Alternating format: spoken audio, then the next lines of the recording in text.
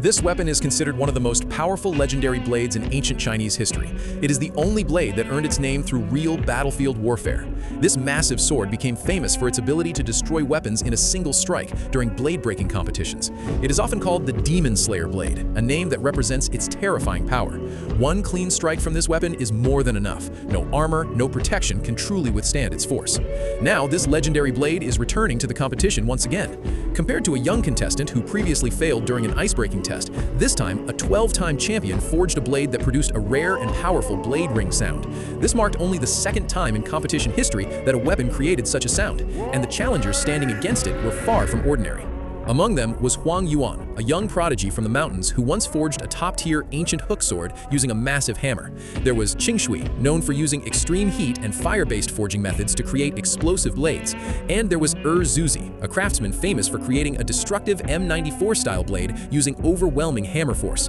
The materials provided for the challenge were extremely difficult to work with: scrap iron and silicon steel, known for being unstable and unforgiving. The task was to forge a special short blade using a heavy Damascus forging technique and submit it for testing. The winner would earn the right to face the legendary bladesmith Dali Ben in a one-on-one final battle. A 5-hour competition officially began. The truth was, all three challengers had previously lost blades to Dali Ben, so this time they formed an unofficial revenge alliance to finally defeat him. Right from the start, reality hit hard. The forging method itself was extremely demanding, and beyond surviving blade-breaking tests, the contestants also needed enough time to build strong, reliable handles. Huang Yuan began by coating the inside of a metal can with a release liquid, allowing the steel to separate later. After gently heating it to harden the coating, he chose ball bearings as his main material. Qing Shui followed the same method. Although removing the can would be difficult, it offered the best results if done correctly.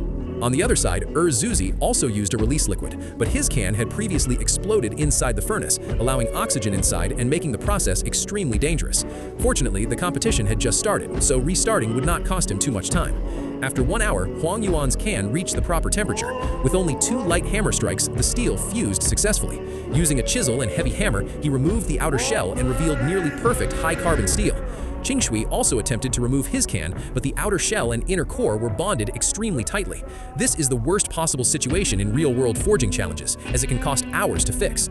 Despite this, Qing Shui refused to restart and kept reheating and working the steel. Meanwhile, Zuzi restarted again after discovering his steel had not fully fused.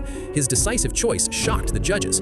On his third attempt, he skipped the release liquid entirely to save time. After 2 hours, Huang Yuan, who had been leading, ran into serious trouble. His high-carbon core failed to fuse and shattered under the hammer. With no choice, he restarted again, surprisingly choosing to use the release liquid once more. Qing Shui finally removed most of his outer shell after nearly 90 minutes, revealing a clean steel core. He heated it red hot, stretched it using a press, shaped it with a power hammer, and refined it with a grinder. Once the steel blank was finished, he pushed his speed to the absolute limit. With 2.5 hours remaining, Zuzi began shaping his blade directly with the outer shell still attached, which actually made the process smoother. Qing Shui completed blade shaping and moved into quenching. His blade remained straight and hard with no visible issues. The remaining time was used for tempering and handle construction. Zuzi finished his second blade blank despite restarting twice, and his quench results were excellent.